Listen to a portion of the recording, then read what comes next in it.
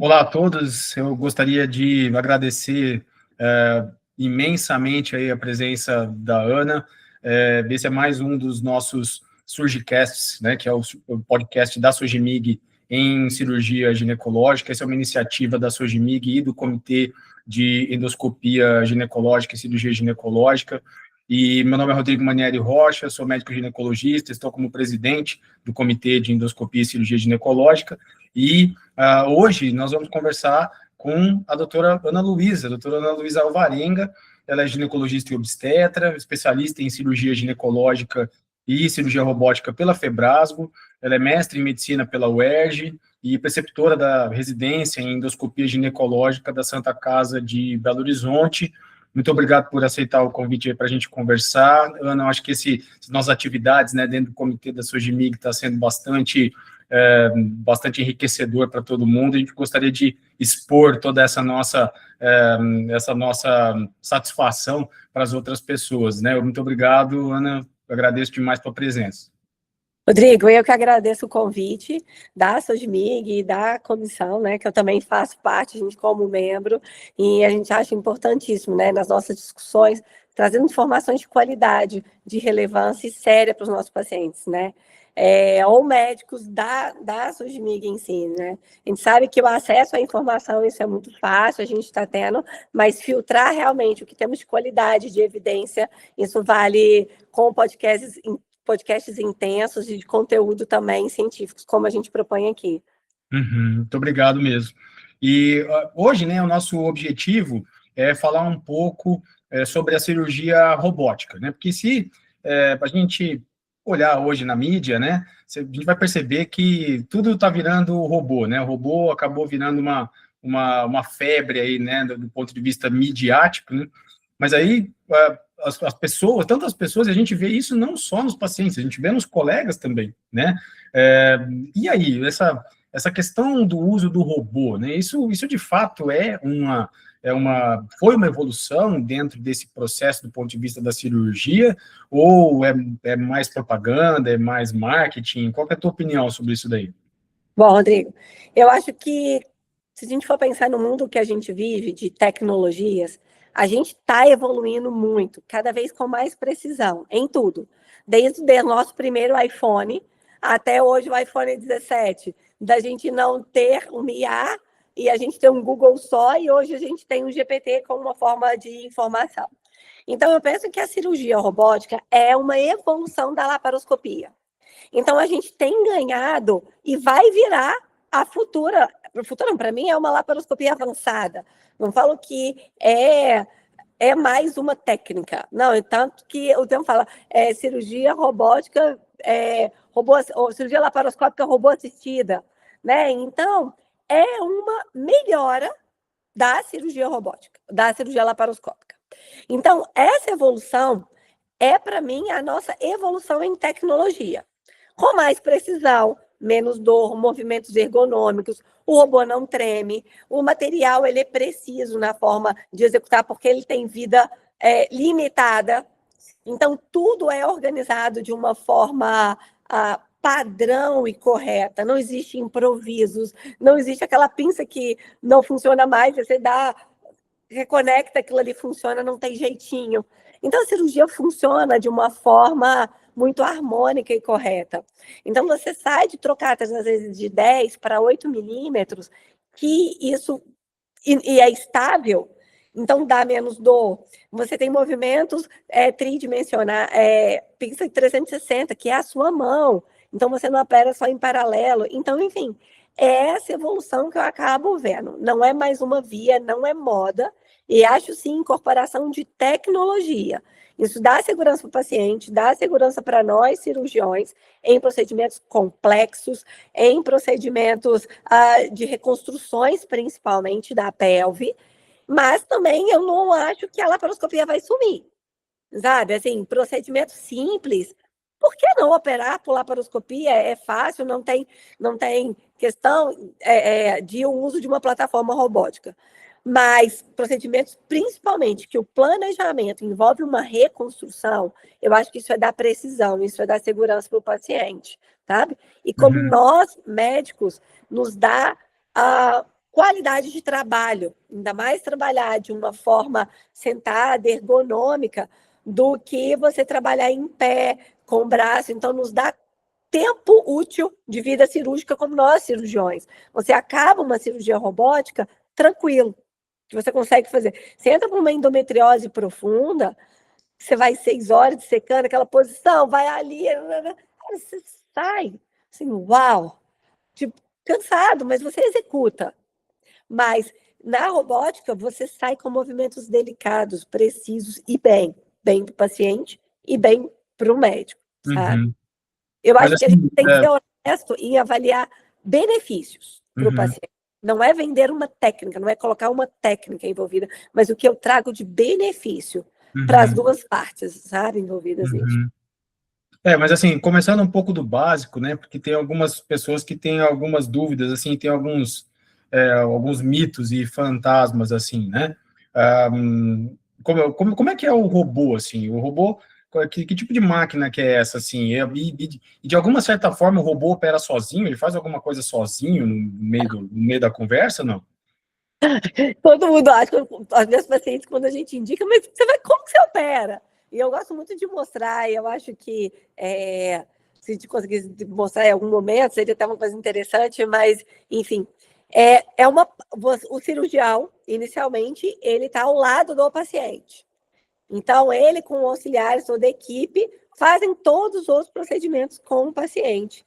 E aí você coloca o robô, que é uma plataforma, uma máquina, no paciente, acopla o que a gente chama de docking, posiciona de forma correta e faz como se fosse a laparoscopia, os trocáteres, os pontinhos, você coloca os braços do robô aí, isso feito em conjunto.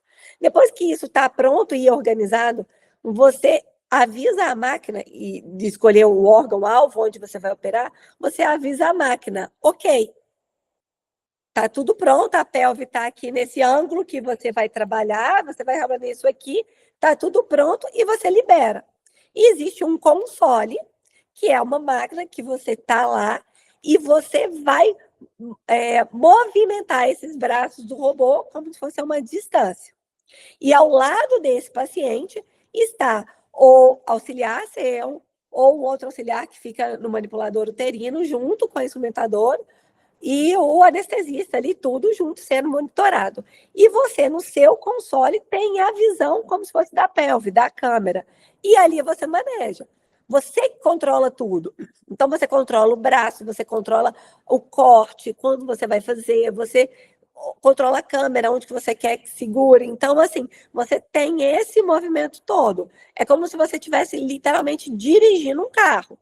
Você está com o volante ali, mostrando para onde você vai, você acelera, você freia, você passa a marcha, sabe? Você organiza ali, você precisa da embreagem, que é o clutch que a gente fala, não tem. Então, você organiza tudo ali. Você é responsável por tudo aquilo ali, né? Então, Resumindo assim, então, né, no final das contas, é tudo ali dentro do próprio centro cirúrgico, né? O robô acaba sendo a máquina que a gente está usando ali, né? exato. E a gente vai ter também, né, o auxiliar lá dentro com a paciente, vai ter uma pessoa nessas nossas cirurgias ginecológicas, na maioria das vezes tem alguém, né, cuidando da movimentação do útero ali, né? Então, todas essas pessoas estão ali, né, junto com o paciente, do mesmo jeito que é a cirurgia de sempre, né? Essa parte não muda, né? Tem posições que são estratégicas, né, assim, na cirurgia, que o paciente, mas o médico que está, o paciente está aqui, o console está aqui do lado, mas que você vê tudo que está acontecendo aqui com o paciente, com monitores para auxiliar para você, para todo mundo ter noção daquilo que está acontecendo e monitorando. Então, ela está sendo assistida o tempo inteiro, não está sozinha e alguém olhando por ela. O movimento dele é controlado pelo cirurgião. A partir do momento que as pessoas falam, mas tá, e aí, se não funcionar? Ele trava. Se você não vê uma pinça, ele trava, ele tem sinais de emergência. Se você tira o olho, a pinça não manipula, não mexe sozinha. Ela parou ali onde você deixou, sabe? Então, essas condições dão toda uma segurança do manejo, de que não vai mexer sozinho e tá tudo ali muito controlado pelo médico, né? Essa foi uma dúvida que eu tive essa semana aí, né? Porque as pessoas acabam vendo na internet, né? de um cirurgião que estava em um certo lugar, operou o paciente que estava em outro continente e tal, né? Aí a gente explica, né? Fala assim, olha, isso é para demonstrar que a tecnologia existe, mas isso é uma coisa que não dá para a gente resolver na prática, né? Porque uma complicação dentro da cirurgia não tem como ser resolvida pelo colega que está no outro lado do mundo, né? E aí o que Entendeu? Então, acontece... assim, a gente não faz dessa forma, né? E aí o que...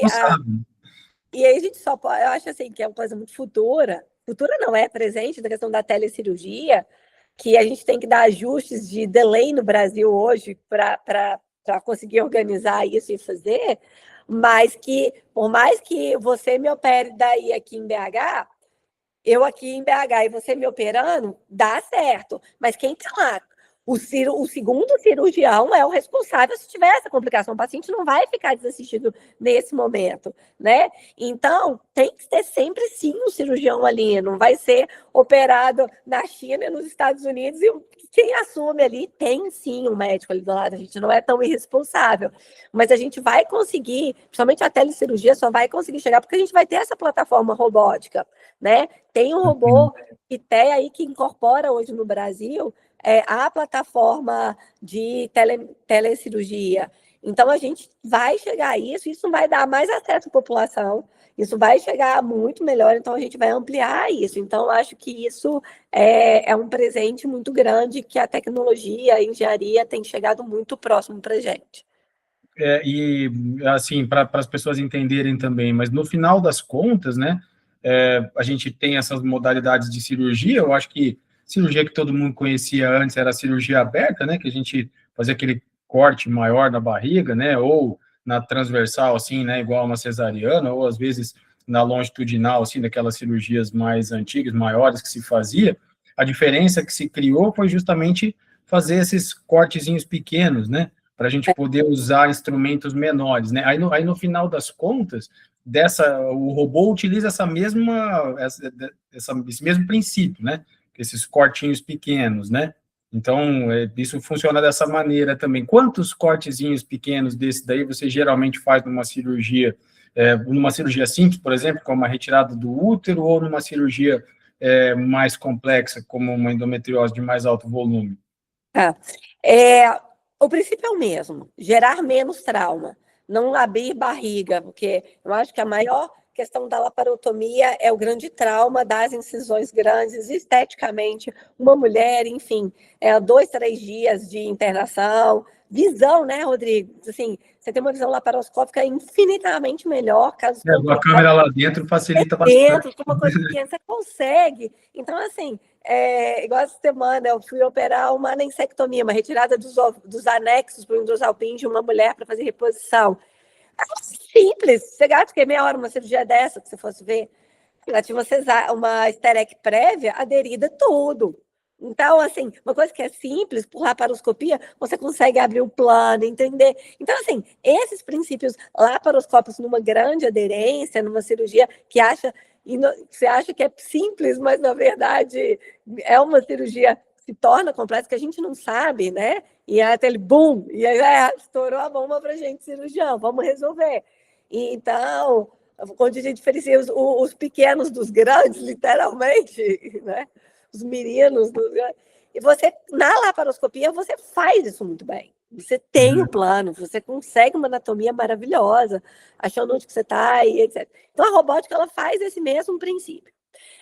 Você entra pelo umbigo, eu acho que eu gosto de entrar pelo umbigo sempre. Tem cirurgiões que gostam de entrar um pouco mais acima do umbigo. A proctologia, às vezes, gosta mais. Eu acho que para a pelve, que é o que a gente trabalha de ginecologia, o umbigo age muito bem para a gente. Eu acho que não tem necessidade de ir mais. Esteticamente é legal. E eu entro com um trocáter direto. Então, não tem problema. Então, a minha técnica, eu acho, para mim, melhor. E faço igual a laparoscopia. 2 trocáteres laterais, 10 centímetros do umbigo, então tento colocar um pouco mais lateral, mais faço do braço, mas não consigo, então ele fica sendo um pouco mais estético, e coloco um auxiliar para cima, tá?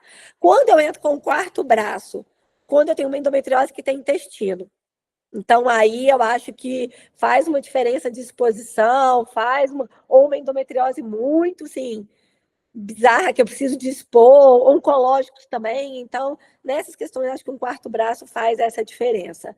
E até por questão de custo também, você está aumentando o custo do paciente. Se a gente consegue, numa laparoscopia hoje, trabalhar com 3 braços, que a gente faz sempre, por que colocar 4? A gente não opera com 4. Então, eu acho que, ainda mais com uma visão, uma pinça de 360, não tem porquê, né? Então, assim, eu acabei desenvolvendo isso e fazendo, sabe? Assim, até... Então, assim, resumindo essa parte, seriam inicialmente, assim, né, 4 desses furinhos, né, que você falou que você coloca um no umbigo, 2 na lateral, mais um auxiliar, né? Ou, Isso. eventualmente, um 5º furinho, se for necessário, um procedimento mais complicado, mais difícil, Vou né? pensar, às vezes, um W, se fosse pensar para usar o quarto braço, e às vezes a laparoscopia no meio, 2 aqui meio na lateral, e um pouquinho mais em cima, assim, ficando. E eu entro com 5 como auxiliar, eu não uso 10, exceto se eu for mortelar, que aí eu entro, ou grampear, que eu entro 12, algo assim, mas minha tendência é só aspirar e expor, eu acho que não tem necessidade. Eu dou menos dor ainda pro meu paciente. É engraçado que quando você usa o trocáter de 12 ou de 10, ela reclama desse trocáter. Ela não reclama dos trocáteres do robô. Então, assim, mexer ali, a estabilidade faz uma diferença importante. Então, essa é uma coisa interessante, né, assim, da gente falar. Você já comentou algumas coisas disso, né, mas quais são esses detalhes aí? Um desses é o que você está falando, né? Qual que é a diferença desse furinho que se faz e da resposta do paciente depois, quando é uma laparoscopia convencional e do robô? Por que é diferente um do outro? Um é o tamanho, né? A pessoa acha que 10 para 8 milímetros é pouco, entretanto, também faz diferença. E ele não se mexe. Então, ele é estável a posição. Então, ele ficou ali, ele ficou aqui. Quando você pensa na laparoscopia, ele é um pouco mais flexível. E aí você entra com pinça, você entra ali, vai mexendo aqui, vai pulsando ali. Essa tração, isso vai mexendo com o músculo, porque a gente tem o reto abdominal ali, então essa parte muscular vai sendo traumatizada. Então, isso acaba gerando muito mais dor nesses locais dos trocáteres da laparoscopia frente à cirurgia robótica. Então, entendi. Então, essa é uma das vantagens, né? E como é que funciona a própria a pinça do robô que vai lá dentro do paciente? Ela é diferente da laparoscópica também. A gente for pensar na laparoscopia, a gente tem uma pinça que ela tem movimento bidimensional. Então, na laparoscopia, eu só consigo entrar minha pinça assim, e ela vem para frente, para trás, né? Se for dissecar, eu quero ela assim do lado, eu tenho que rodar ela aqui, e aí você roda com ela aqui, ela reda e faz esse movimento. Mas a minha mão não faz aqui. Eu não consigo, com a pinça, entrar desse lado. Eu tenho que entrar reto com o outro expor para aquilo ali abrir. Então, você faz assim, assim, assim. Quando você entra com a pinça do robô, por ela ser ainda um pouquinho menor, de 8, ela é milimetricamente menor, ela faz um movimento como a sua mão de 360 graus. Então, eu quero pegar aquele ponto ali, eu vou ali, com ela mesma eu faço esse movimento e a outra entra aqui. Então, por isso também uma vantagem de se usar menos braço, por causa desse movimento 360. Eu consigo cortar, tracionar, virar, expor e cortar. Então, eu consigo mais movimento e acesso delicado a órgãos principalmente profundos. Por exemplo, um ureter, você consegue só expor e o outro nadar muito pertinho, liberar aquelas aderências, a parte nervosa, né, dos nervos hipogástricos, principalmente na endometriose. Tem essa delicadeza dessa pinça, desse 360 graus que ela acaba indo ali. Outra questão importante a gente falar é da câmera, tá? A câmera, a gente tem uma visão 3D, então eu consigo ver em profundidade. Então, quanto que eu estou entrando, se aquilo ali está o profundo. Então, eu não tenho tato. Se eu for pensar via frente a uma laparoscopia, a desvantagem eu teria é o tato. Eu não consigo ver se é duro ou não naquele tecido. E o seu auxiliar, às vezes, te fala se você tiver uma dúvida naquela textura, como se fosse assim. mas no seu olhar você consegue entender a dimensão. E aí você entender que tem uma fibrose, por exemplo, numa endometriose, e aquilo ali, a dimensão da fibrose é diferente de um tecido mole, então você consegue ver melhor, né? Então, um compensa o outro nesse sentido, sabe? Tem colegas que já experimentaram a nova plataforma, que é a evolução do DaVinci. A gente usa hoje o DaVinci X e o XI, que é o que a gente tem no Brasil, e tem uma nova evolução que está nos Estados Unidos, começando, e ele tem essa função tato. E alguns falaram que não sentiram diferença nenhuma, assim, não evoluiu muito, porque o 3D realmente ajuda muito, né? Muito. Nessa posição, o que eu percebo, Rodrigo, até na hora que você entra numa pelve muito profunda, parece que você realmente está afundando. E aí você fala, cara, eu estou muito profunda. Você consegue entender, por exemplo, a parte da coluna, né, do sacro, do promontório, você consegue fazer aquela curvinha entrando. Então, você tem essa noção que acaba te ajudando muito, sabe, nessas visões. Então, essas são diferenças básicas para uma laparoscopia. Entendi. Tem outra questão também que eu acho o tipo de energia. A gente ganha muito na energia que se usa do robô. Qual que é a diferença de uma e da outra? É uma energia, se a gente for falar, é uma energia de bipolar e a tesoura cormal de mono, mas é uma energia com uma pinça melhor. Ela é mais pontual, sabe? Então, você consegue menos dano térmico, você tem precisão também porque a pinça consegue segurar melhor aquilo ali. Então, isso faz uma diferença no nível de energia. Tem braços, pinças ultrassônicas também que começaram a entrar no mercado. Então, a energia ultrassônica, instaladoras estão entrando. Já tem pinças para isso. Mas na parte ginecológica, atualmente, pela delicadeza e pela precisão do corte que você acaba usando, isso faz diferença no uso. Você consegue operar com bipolar e tesoura normalmente, sem nenhuma outra tecnologia. Entendi.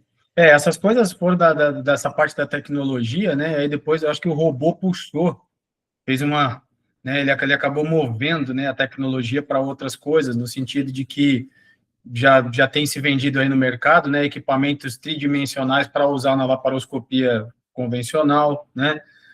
Esses equipamentos de energia também para a gente tentar usar na laparoscopia convencional, né? Então, porque a gente vê que a tecnologia foi sendo puxada, né? O herpes, teoricamente, a gente foi vendo a vantagem, né, desses bisturis, né, que tem controle de impedância, né? Ele controla a quantidade de energia que vai para um tecido ou não fica dispensando energia, queimando demais, né?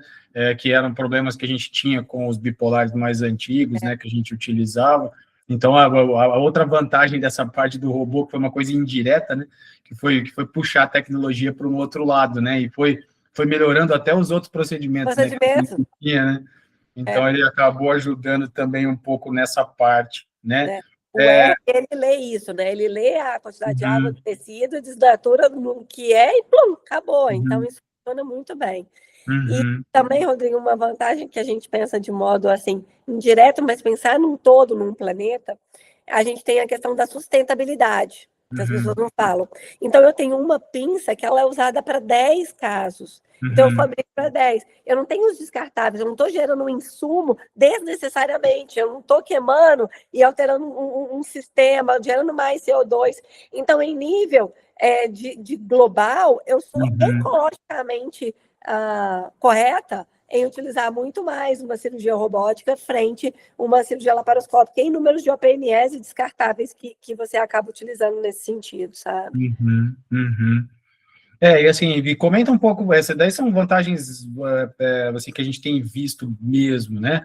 E comenta um pouco a respeito da parte da delicadeza, assim, no sentido das suturas, né? É de fato diferente? Como é que é essa parte, né? Porque a gente brinca sempre, né, que abrir, arrancar é muito simples, né? Agora, reconstruir mesmo não é tão simples assim. E como é que é muito mais vantajoso mesmo a sutura com o robô ou não? É a mesma coisa? O que você acha sobre essa parte? Rodrigo, nem vou falar da minha experiência, vou falar de dados da literatura, né? Uhum. Estudos das revistas de ginecologia cirúrgica, que a gente tem ouvido falar, de cirurgias minimamente invasivas, estudos que mostram superioridade da via robótica frente a cirurgias reconstrutivas, principalmente miomectomias extensas, né? Então, a grande vantagem, principalmente do robô, são casos de reconstrução pélvica de estruturas extensas. Pensar numa cirurgia, vamos pensar uma miomectomia, que eu vou ter reconstrução do útero de um mioma, por exemplo, de 3 centímetros. Uma cirurgia laparoscópica me atende super bem, 7 centímetros, 5, você consegue fazer isso bem, não é superioridade. E você faz bem. Eu sou muito mais de uma laparoscopia bem feita de uma robótica mal indicada, né? A gente tem que ter essas conscientizações disso. Uma esterec pode ser feita de uma laparoscópica de uma mal indicada. Quem está operando, a gente tem que ter esse cuidado, tem esse treinamento, a gente precisa falar isso. Não é hoje que quero operar um robô e vou, né? Vou só abrir um parêntese que você tem todo esse treinamento, que é igual aprender a pilotar. Se a gente falar para o paciente, você aprende, treina, faz tempo, faz horas de voo, tá tudo bem, e aí ele te libera para você operar, mas com alguém do seu lado te ensinando. Depois que você construir a sua curva, você pode voar sozinho, pode operar sozinho. Então, tem todo esse cuidado que a gente tem que ter nisso.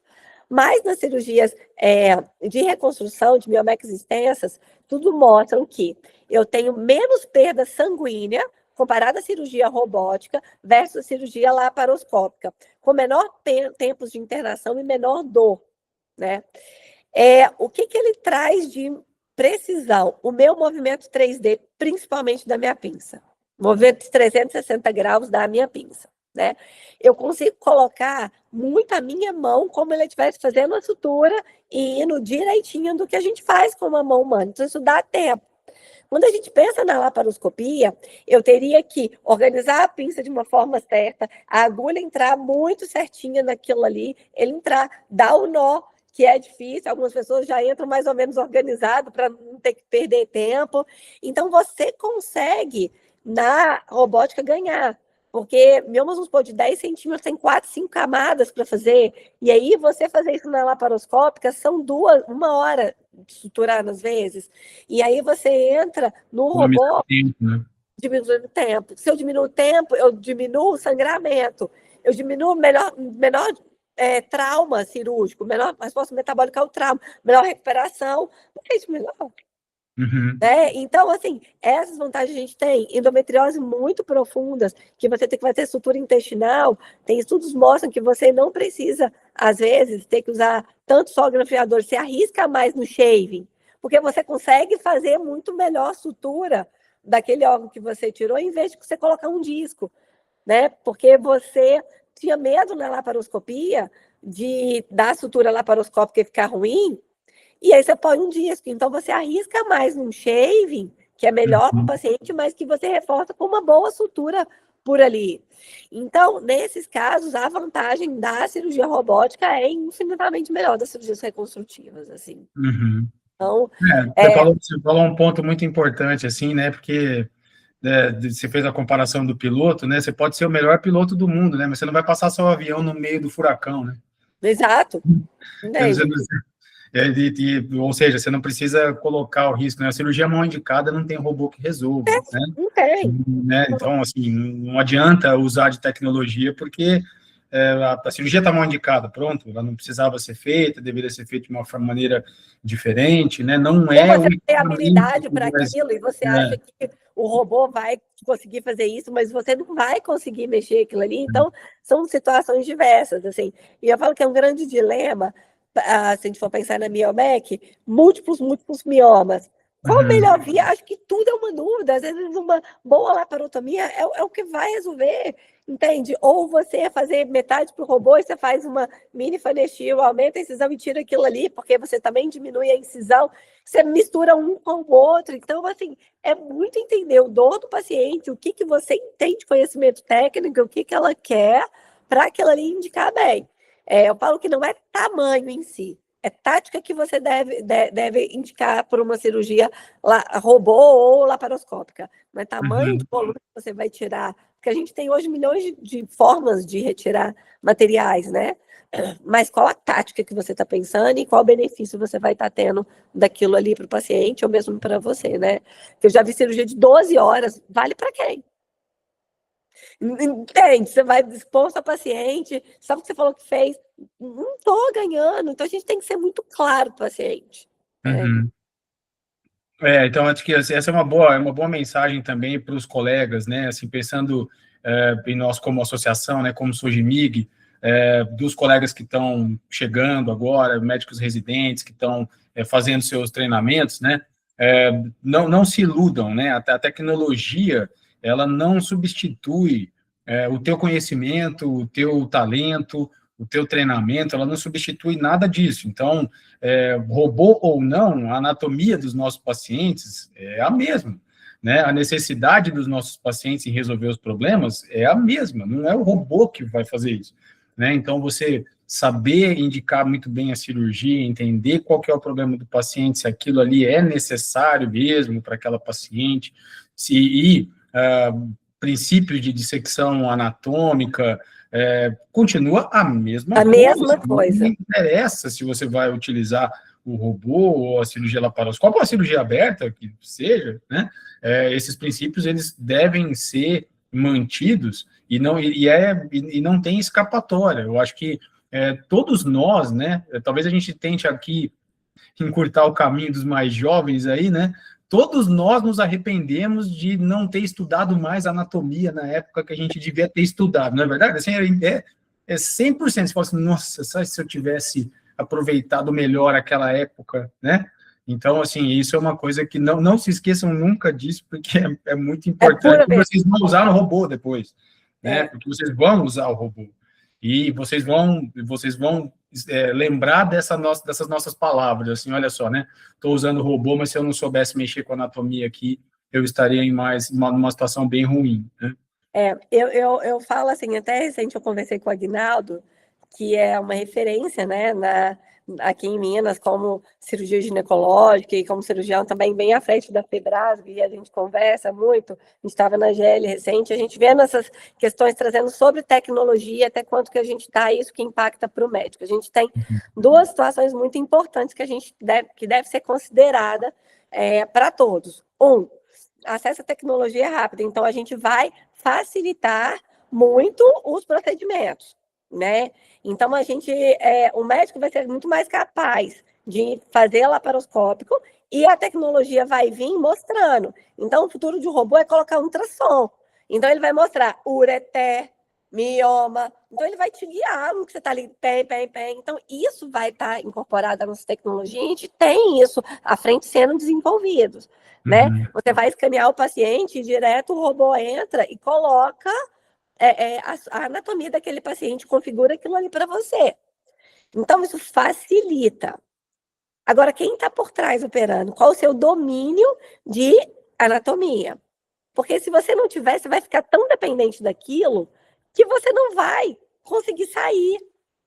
Então, quanto é a superficialidade da gente gerar a nossa cabeça para eu não preciso isso aqui me dá, e a gente não estudar. É o que a gente falou hoje, GPT. Então, quanto eu vou estimular a minha cabeça para pensar, sendo que o GPT me deu a informação, que a gente coloca isso nos nossos alunos, né, da graduação, dou aula na graduação também. Cara, os meninos têm tudo, eles ensinam, faz tudo a anamnese, mas eles têm maturidade para aquilo. Nós não tem que exercitar o cérebro para aquela questão. Então, esses são cuidados que a gente tem que ter, e eu falo muito para mim sobre cirurgia, até para os meus residentes e tudo. A anatomia é imprescindível para você ser cirurgião. Você só sabe operar se você sabe anatomia. Se você está numa cirurgia difícil, vai para a anatomia, onde que está, que não tem erro. Não tem erro.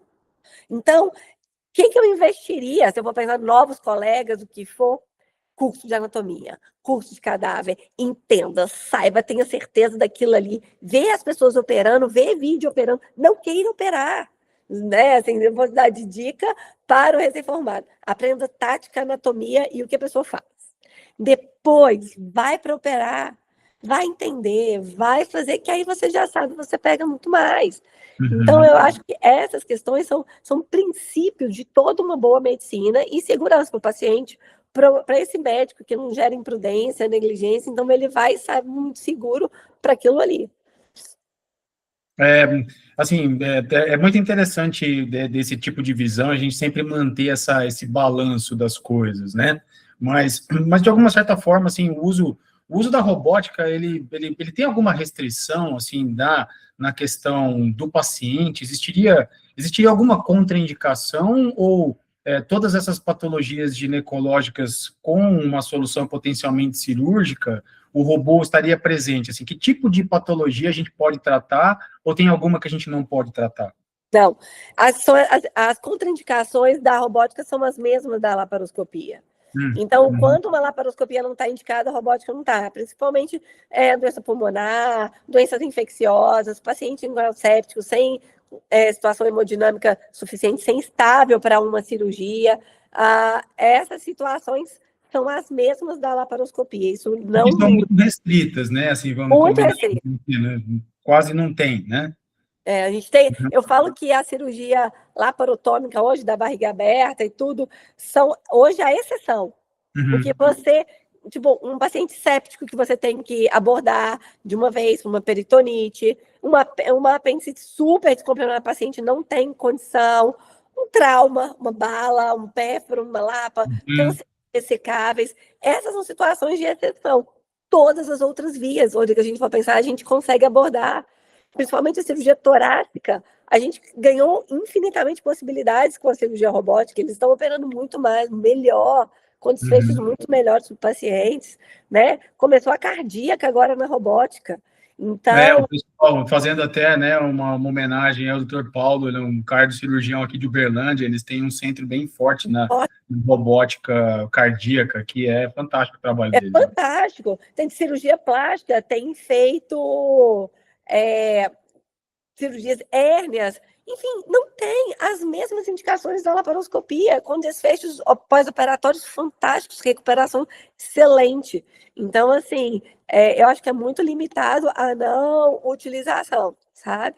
Então, assim, para as pessoas saberem, assim, tanto as mulheres aí quanto os colegas, né, então, uma lista aí, né, dessas patologias ginecológicas, né, então dá para a gente tratar cisto de ovário, dá para tratar Câncer de endometriose, ovário, dá para tratar câncer de ovário, câncer de útero, câncer, né, de endométrio, né, câncer de colo de útero, a gente pode tratar adenomiose, mioma. mioma, adenomioma, eu já fiz reconstrução por adenomioma.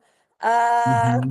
é, E os casos clássicos de endometriose de alto volume aí, com alterações nos órgãos todos, né, bexiga, intestino, não tem nada dessa parte que a gente não consiga fazer utilizando a cirurgia robótica, basicamente, né? Uhum. tá? Tinha antes grande uma coisa, vou ter que dar o nome superior e o inferior, aí diminui o DOC com a nova plataforma. Isso, docking é mudar o órgão que você vai trabalhar, né? Então eu uso para pelve, então meu robô está aqui, se eu vou avaliar superior, é só eu rodar o robô para ver para cima, né? Então antes tinha uma preguiça, teoricamente, de se fazer isso, que demorava muito, mas quanto mais procedimentos a gente vem fazendo, o nosso time de docking diminui, então isso facilita muito mais. O acesso ao abdômen superior isso torna melhor. Recente até me falaram que eu estava fazendo uma cirurgia de moda, mas era uma cirurgia completamente segura, que era uma paciente que estava grávida de 12 semanas e ela tinha uma incompetência íntima cervical. E aí, incompetência cervical, o útero abre com o peso do bebê. E ela tinha tido uma anterior com um bebê de 26 semanas. E ela não queria isso de novo. E ela engravidou. Ela falou, cara, o que eu posso fazer? Eu estou grávida. E aí você entra numa robótica, eu dou precisão. É um útero gordinho, ocupa. Então, esses benefícios, onde que eu acho que às vezes eu posso ter risco e eu consigo ver melhor, acessos em lugares muito difíceis, né? Eu vou acessar a robótica como uma ferramenta. Eu acho que a cirurgia robótica não é para ser feita sozinha, igual você falou. Ela é uma ferramenta, se bem aplicada na hora certa e com quem aplica, isso funciona muito bem. Então, é isso que a gente tem que pensar desse uso dessa ferramenta, sabe? Assim, e um detalhe, né? Eu acho que essa exceção seja feita talvez ao câncer de colo de útero um pouco mais avançado, né? Tem alguns estudos, né? O grupo do Reitan, lá de Curitiba, o LAC Trial acabou com... eles perceberam que talvez existem algumas situações do câncer de colo de útero, né? Que às vezes é melhor discutir bem direitinho com o seu cirurgião ginecológico, oncológico, aí se a cirurgia aberta pode não ser uma alternativa, precisa discutir bem, né? Teve um estudo LAC Trial que veio para ver igualdade em nível de tempo livre de doença laparoscópico versus aberta. Todo mundo vai ser ótimo, não sei o que, para o estudo, o câncer recidivou muito mais. E aí eles voltaram atrás, vendo que princípios oncológicos, resumindo, foram perdidos nesse trecho. Então, o que fizemos por trás? Falei hoje, como amiga, é um WHI de reposição hormonal, que todo mundo achou que ia mudar a vida da mulher, e a gente veio agora com a mesma coisa com o LAC, muito melhor. E aí você vem, opa, que eu fiz errado, e aí você vem atrás, resumindo, na época de 2002, a gente está agora. Então, e tem o ROC Trial, e tem outros mudando, tirar o tumor, manter princípios, não, passar manipulador, que estão pensando pela via robótica agora, mas isso tem andamento, fase 3 de superioridade. Então, é mandatório no câncer de colo, cirurgia laparotômica. Tá? Estagiamentos iniciais, 1A ou menor, discutir com a paciente, mostrar tudo para ela e aí é avaliado em conjunto, mas nunca usar manipulador, avaliando essas questões. Isso é importante, né? Então, para as pessoas entenderem também, né, que a gente não usa essas tecnologias todas aí de uma maneira cega, né, irresponsável. A gente está o tempo inteiro reavaliando essas questões, né? E a gente tem algumas teorias sobre alguns assuntos que vão mudar ao longo do tempo. Os dados vão nos revelar que o nosso pensamento estava equivocado antes e a gente precisa trocar, né? E é por isso que avança, né? Por isso que melhora, por isso que o que a gente pode entregar hoje em dia nesse cenário é muito melhor do que o que era no passado, né? Então, hoje, esses procedimentos que a gente faz aí com mais frequência, né? Cirurgias de miomas, remoção do útero, cirurgia de endometriose, o resultado hoje da água para o vinho, né? Do que a gente tinha. Acho que o pessoal da nossa geração aí, né, Ana, viu isso bem na prática, né? Porque a gente saiu, né, Rodrigo, que a gente complicações, né, das cirurgias abertas, porque a gente tem agora. Então, para nós, na nossa cabeça, assim, às vezes é até difícil de lembrar como é que era. Você fala, nossa, né, como era arcaico, né, aquilo que a gente fazia 20 anos atrás e o que a gente faz hoje, né? Então, mas que isso está sempre sendo discutido, está sempre sendo conversado, né? E que a gente deve se questionar mesmo, né, de se isso tá bem, e você deve conversar, né, com o seu médico assistente, e os mais jovens aí devem questionar sempre, né, os mais velhos a respeito dessas práticas e de como que a gente pode continuar melhorando, né. E vou pensar nessa estrutura até da endometriose, que é uma questão assim, importante, de mais de 10 anos para cá, quando a gente começava a operar, a gente tratava muito igual câncer. Secava tudo, tirava tudo. E aí a paciente tinha uma complicação enorme, a gente começou a voltar, falei, cara, eu posso fazer menos? E é igual, a cirurgia oncológica está nesse mesmo sentido. Eu posso ir ressecar menos, eu posso ser menos trauma. O que os estudos têm mostrado? A gente pode ser, né, que a gente está tratando uma mulher jovem, perfil reprodutivo, complicação para ela é ruim. Se tratar um caso oncológico e ter uma complicação, eu estou salvando essa mulher de uma doença que poderia matá-la a curto prazo. Mas a endometriose não, é uma mulher jovem, que uma incontinência faz diferença para ela, né? Uma fístula, uma ostomia, isso é diferente. Então, essa forma de abordagem, né, na endometriose, nessa mulher que não está tratando uma doença que vai atrapalhar a sobrevida dela, vai atrapalhar a vida dela, assim, muito, muito, né? Se a gente for pensar, vamos usar o março amarelo, que a gente está aí, a gente tem que ter essa conscientização do sintoma, do cuidado dessa paciente, do time de operar, do que fazer para essa paciente, porque isso muda a vida dela. Então, a gente tem que ter isso em mente. Mas eu tenho que pensar que é uma mulher que ela não morre, na maioria das vezes, pela endometriose. né? Mas ela pode ter uma consequência importantíssima de traumas, de lesões decorrentes do tipo de cirurgia que foi realizada com ela. Então, a gente tem que pesar muito, muito isso para essa paciente. Então, isso foi essa evolução que a gente está tendo da laparoscopia, das pessoas estudando, dos efeitos, das tecnologias entrando, da cirurgia robótica trazendo benefício. Enfim, a gente tem evoluído nesse tempo. E, graças a Deus, a gente evolui, né? Então, isso é importante.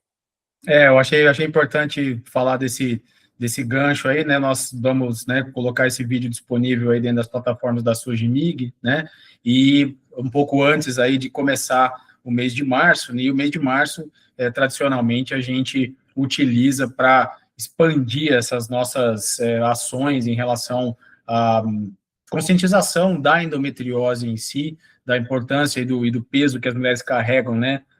Na vida inteira por ter uma doença desse tipo, uma doença que é congênita, não tem como a gente evitar, não tem nada que a pessoa possa fazer para evitar de nascer com ela, infelizmente, né?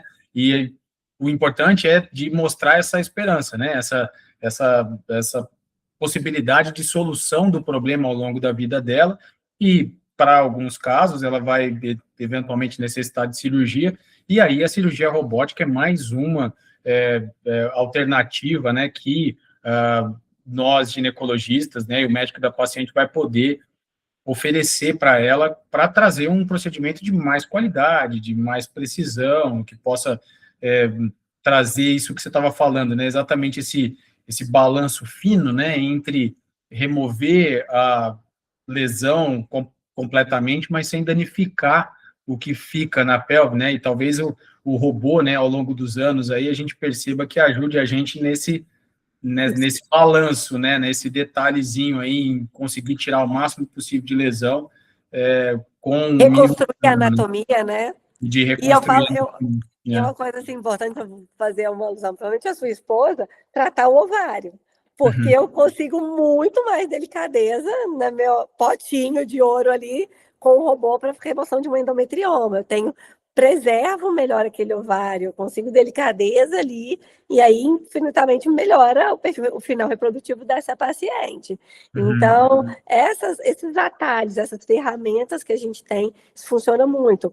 E até uma condição que não é o perfil da endometriose, que eu esqueci de falar antes, que o perfil da endometriose é uma paciente magra, na maioria das vezes, branca, mais jovem, mas as pacientes obesas, ela tem um benefício importantíssimo da cirurgia robótica. Então, isso é uma coisa que eu estava falando, e eu falei agora veio, a cirurgia robótica tem um benefício enorme no paciente obeso.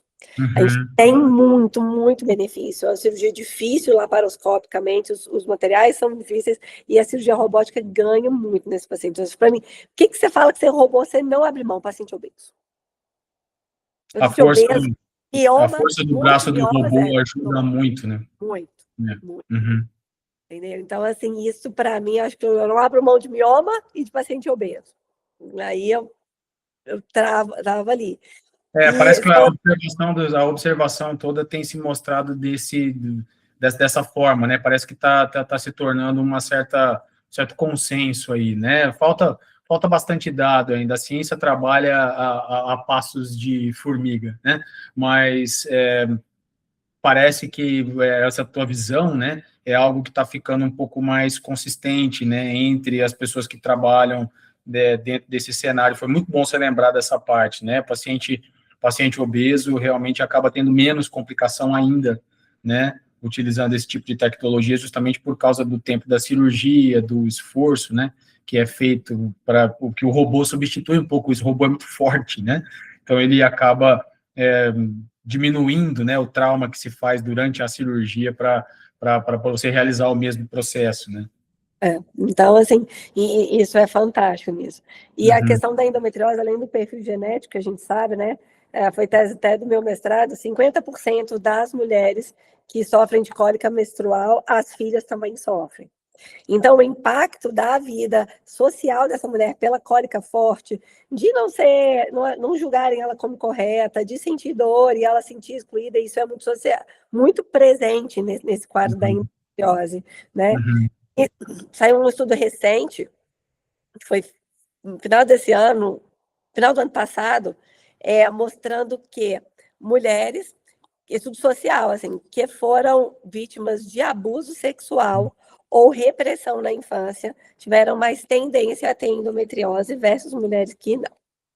Então, tem uma ação, Maurício Abraão ainda que publicou, eu não estou falando coisa, mas assim... Precisamos discutir melhor esse assunto, Ana. Eu te conto que tem um estudo que mostra que mulheres que vestem vermelho são mais atraentes que mulheres de outra cor. Então, assim, estudo fala que a gente tem de tudo. Foi o Vercellini que ainda colocou.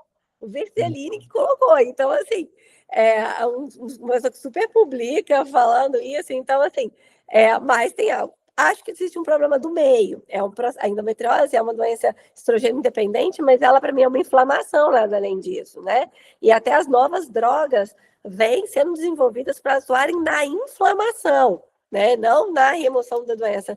Então, esse processo de dor, de inflamação crônica, eu acho que atrapalha todo um sistema e também de mecanismo, para mim, de dor.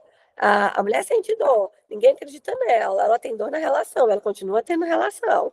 Aquilo ali, porque ela não consegue ter. E aí, ela quer satisfazer o corpo, ela quer ficar diferente, ela quer. E aí, aquilo ali vai atrapalhando ela num sentido de mecanismos inflamatórios, em si, de trauma que ela vai sofrendo. Então, acho que isso potencializa o quadro de dor. A doença é física, é presente. E isso justifica, às vezes, um trauma de porque pacientes com doenças muito pequenas têm dores muito grandes e pacientes com dores muito grandes não têm, às vezes, dor. A gente não tem isso, né, da endometriose, que é proporcional ao tamanho da doença. Por quê? Né? Então, assim, são coisas ainda, acho que a endometriose ainda é um mistério que a gente... Mistério, né? Mistério talvez não, mas assim, tem bastante coisa para a gente aprender, né? Dentro desse mundo aí, tem muitos detalhes que ainda estão fora da nossa capacidade, né? Mas talvez a mensagem nesse sentido, pensando, né, nessa nossa discussão com o robô, é que é justamente isso, né? Mulheres com muitos sintomas e que têm um volume maior de doença, né? Elas acabam se beneficiando de tratamento cirúrgico em alguma fase, em algum momento da vida delas, né? E é importante de lembrar que essas novas tecnologias melhoraram muito a segurança desses procedimentos. Então, né, não é para ficar alimentando, né, uma angústia ou um medo excessivo, porque se você realmente tiver com uma equipe especializada, que tem treinamento adequado para isso, e que utiliza a tecnologia da maneira correta, a chance que você tem de ter um bom tratamento, né, do ponto de vista cirúrgico aí é bastante interessante, né, sem outras maiores complicações, né, então é uma mensagem de esperança mesmo, né, para quem tem esse tipo de problema, de que os tratamentos cirúrgicos aí, e a tecnologia bem utilizada, né, pode ajudar demais, né, nesse cenário. Acho que isso é uma coisa que a maioria de nós aí concorda, né, vamos dizer assim. Eu acho que a gente sempre tem que pensar nisso da tecnologia a favor da maior precisão e segurança do paciente, né? Então, essa aqui é a chave que a gente tem que fechar nesse sentido, né? Uhum. Eu tenho uma Ferrari, eu sei pilotar ela, então eu tenho uma estrada boa, cara, Uhum. fantástico. Eu tenho uma Ferrari, sei pilotar, mas eu tenho uma 381 aqui em Minas, se a gente andar, não adianta nada. Vai dar zebra, né? Então, é isso que a gente tem muito que pensar em indicar para quem e como, e o benefício que eu estou colocando para esse paciente, né, dessa tecnologia, mas que é uma coisa muito sólida, que é uma coisa que veio para ficar e não é moda, e que temos que ser honestos de como é, e eu acho que já entrou a robótica para urologia, como rol da ANS, então isso vai vir para as outras especialidades, já tem pelo SUS, pela próstata, então eu acho que isso é uma coisa que a gente vai evoluir com benefícios assim maiores para essa mulher, né? E que quer uma qualidade, que ela quer uma precisão, que ela precisa cirurgias multicompartimentais em órgãos múltiplos. Então, isso é fantástico, sabe? E a gente tem que ir evoluindo ao longo do que a tecnologia nos traz, que a engenharia evolui, então a gente tem que ir nesse sentido. Acho que parar no tempo, que é ruim para ela, né? Assim, como médico, assim, a gente for pensar. Concordo. Então, assim, eu acho que a gente Né, já... Rodrigo? A melhor via que eu falo a que você executa muito bem. Qual a melhor via?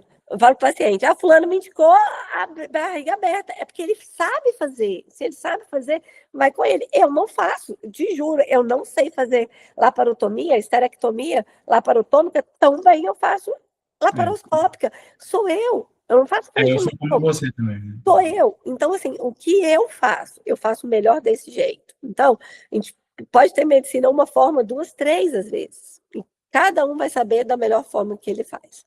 Complicações, a gente tem que dizer que existem em qualquer procedimento. Eu faço isso muito com meus pacientes. Não é que eu for usando robô e você não vai ter chance de complicação. Você vai ter, independente de eu usar laparoscópica, robótica ou laparotômica. Você vai ter a decorrente daquele procedimento. Seja 1%, 2%, você está ciente e você tem que entender. E eu digo muito que a cirurgia, para mim, é a exceção do tratamento. O que eu não consegui clinicamente, você vai operar. E é porque a gente não conseguiu tratar. Eu vou te expor a um risco anestésico, a um risco de infecção, a um risco de sangramento, a um risco de morte, desnecessariamente. Então, a gente tem que ter consciência, como cirurgiões e médicos, do que a gente está indicando e se aquilo ali que tem risco, por menor que seja. Para a gente atravessar a rua tem risco, para tirar uma encravada tem risco. Então, a gente tem que ser claro, não tem risco, robô então não tem risco. Não, ele tem risco. Tem. Os mesmos? Tem. Te dá precisão, diminui meu risco, mas ele tem isso. Medicina nunca é uma ciência exata, e a gente tem que ser muito claro, e eu falo muito com o meu paciente. E se alguém falar com você que nunca teve complicação, não opere. Que ele nunca operou. Tá mentindo, né? Tá mentindo. Né? Não tem jeito, ele não é. A gente sofre quando a gente tem complicação, a gente vive o dano do paciente, a gente se questiona, é nosso. Eu não sou super-herói, queria ser, acho que se nem Deus, né? Se a gente for pensar, foi perfeito, quem dirá nós feitos por eles, humanos. Então, vamos ter complicações, mas a gente tem que saber conduzir, tem que ser ao lado do paciente e ser honesto nessas tomadas de decisões. Então, é isso sempre que eu falo, de maturidade que a gente tem como cirurgiões, né? E que estarem oferecendo uma via não como perfeita, mas uma via que a gente consegue reduzir dano. Perfeito, acho que a gente cobriu bastante assunto, né, Ana? Se deixar, a gente fica aqui, né, o mês inteiro, né? Então, acho que a gente pode agora, nesse momento, convidar as pessoas mesmo, né? Primeiro, agradecer a Sogimig ao espaço, dizer que a gente está sempre abertos, né? A nossa sociedade está com um esforço bastante grande, de fato, para estar disponível, para que a gente possa ajudar da melhor maneira possível aos colegas, né, que são nossos membros, a quem não é membro ainda, que seja associado da Sogimig, a gente vai estar sempre junto tentando trazer esse tipo de informação. Os colegas são extremamente engajados, simpáticos e estão à disposição de todos. E estamos aqui também para conversar com os pacientes, mandem as suas demandas, o que a sociedade puder ajudar vocês nesse sentido. Março está chegando aí, né, Ana, aí, mandem suas perguntas, o que a gente puder trazer de informação boa para você resolver o seu problema, principalmente pensando na questão da endometriose, não deixa de entrar em contato com a gente, nós vamos estar à disposição, né? Ana, se você quiser, né, fazer as suas considerações finais aí, fica à vontade. Muito obrigado. Rodrigo, eu queria agradecer também esse espaço da gente falar um pouco sobre essa incorporação da tecnologia e que isso é muito presente aqui em Minas. As pessoas acham que de fora a gente tem ótimos cirurgiões robóticos aqui em BH, laparoscópicos, enfim, Minas inteira a gente tem. Eu acho que a gente tem que deixar de mensagem de que a gente tem que conscientizar as pessoas, os médicos, os ginecologistas do interior, que não tem muito acesso, de entender a via, de, às vezes, não precisa, mas entenda a via antes de você falar que não, porque o que eu percebo muito é quando a gente indica, como cirurgiões mais de referência aqui em BH, na hora que ele valida com o ginecologista, fala que não precisa. Eu acho isso... entender melhor a tecnologia que eu acho, sabe? É um pagar mais que você não precisa, mas quem sabe avaliar o que precisa, eu acho que é realmente o paciente, junto com a decisão do médico. Se ele quer usar uma roupa de marca, que ele use, você não vai interferir nisso. Eu acho que vale a decisão dele em falar assim, discuta com ele se ele indicou, mas não contraindicar uma coisa que às vezes a gente viu benefício, entendendo às vezes mais, ouvir e perguntar, olha, por que você indicou? Deixa eu conhecer mais. né? Deixa eu ver o que está acontecendo, né? Porque essa questão eu acho maior. E nós, como cirurgiões, a gente é mero receptores dos pacientes dos grandes ginecologistas, que são a vida dessa mulher, né? Eles estão com ela 15, 20 anos e indicam uma cirurgia, manda para a gente como cirurgião, a gente só recebe e devolve, e trata, e cuida com muito carinho, mas, assim, tentar entender isso, né? Hoje, 2% das esterectomias só são feitas por via minimamente invasiva. A gente poderia aumentar isso muito. Então, se a gente tem 2% da laparoscopia numa cirurgia que é feita na maioria das mulheres, quem dirá via robótica? Isso não é nada, isso é muito pequeno. Mas que a gente está trazendo aqui para esses médicos um acesso a entender melhor a via, a buscar a gente como SOGMID, como discussão, como o que temos, porque a informação está aí, ela vai te questionar por que não, e às vezes você vai ficar com medo de falar um pouco. Então, perceba, conversa com a gente, eu estou disponível pela minha rede social, pega um curso de MIG, me chama, assim, converso, que você também faz. Então, assim, a gente acha que todos nós da comissão de endoscopia estamos super disponíveis em discutir casos, né, assim, com todos os ginecologistas da via, se ele pode fazer, se ele quer fazer, por vídeo, como eu optaria, de tática, acesse a gente, né, a gente não é blindado, olha, posso usar? Pode, vamos discutir o que eu vou fazer. Então, assim, eu acho que nós estamos aqui livres, assim, disponíveis no que vocês quiserem, abusem da gente. Eu peguei um kit de pendrive de cirurgias, o que é isso? É uma biblioteca de cirurgias que a gente tem, e isso é para mostrar e ensinar. Então, assim, eu acho que nós colocamos, falo nas minhas palavras, acho que a sua e que todos os membros da comissão de endoscopia, a gente está aqui disponível no que vocês precisarem, para peço, para tudo, discussão, enfim. Então, abusem da gente mesmo e fiquem à vontade nisso.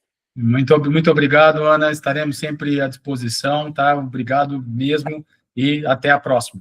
Até, Rodrigo. Beijo. Tchau, tchau. Tchau, gente. Obrigada.